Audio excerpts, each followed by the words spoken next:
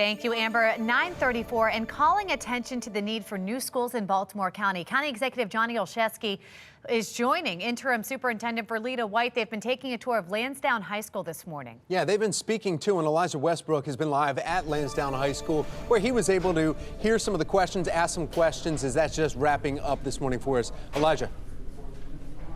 Yeah, that's right. We actually just wrapped up our tour here at Lansdowne High School probably about 20 minutes ago at this point, looking at some of the conditions here at the high school. Many would agree that the conditions aren't necessarily the best, but there is certainly a lot of room for improvement. Now, joining me right now is Baltimore County Executive Johnny Olszewski. Thank you so much for joining us this morning. Many of us would agree, and you even mentioned earlier, that the conditions here are unacceptable.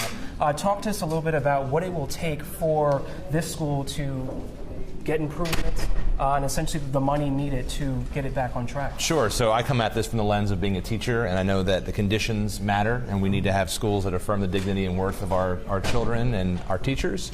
And as we toured Lansdowne today, and as I've done before, we've seen conditions where parts of the school are literally sinking into the ground. There's no air conditioning here. We can't use the water fountain because of concerns of lead.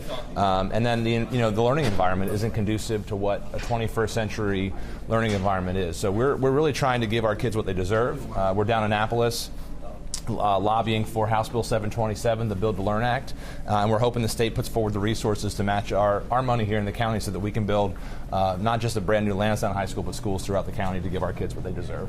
Financially, how much will it take to make improvements to the school? So projections are about $100 million for a brand new high school, and so we've got needs across our county for both facility condition as well as overcrowding. There was a report that the SAGE Policy Group did for the school board, which recommended recommendations up to $600+ million for all of our needs. So in addition to our high schools, we have needs in our elementary and middle schools. So we're out there pushing really hard to get those resources so we can address some of the challenges we see here at Lansdowne and beyond. What's next at this point? Next is we're waiting on the state Senate to act on the legislation that's before them.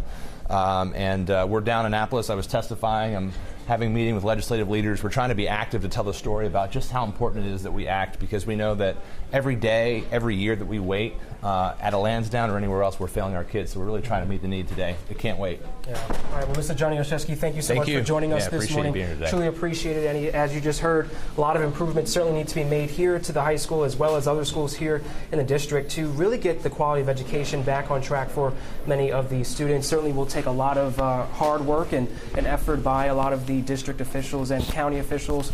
But of course, we'll be tracking all this and following it very closely as time progresses. For now, we're live at Lansdowne High School. I'm Elijah Westbrook, Fox 45, Good Day Baltimore.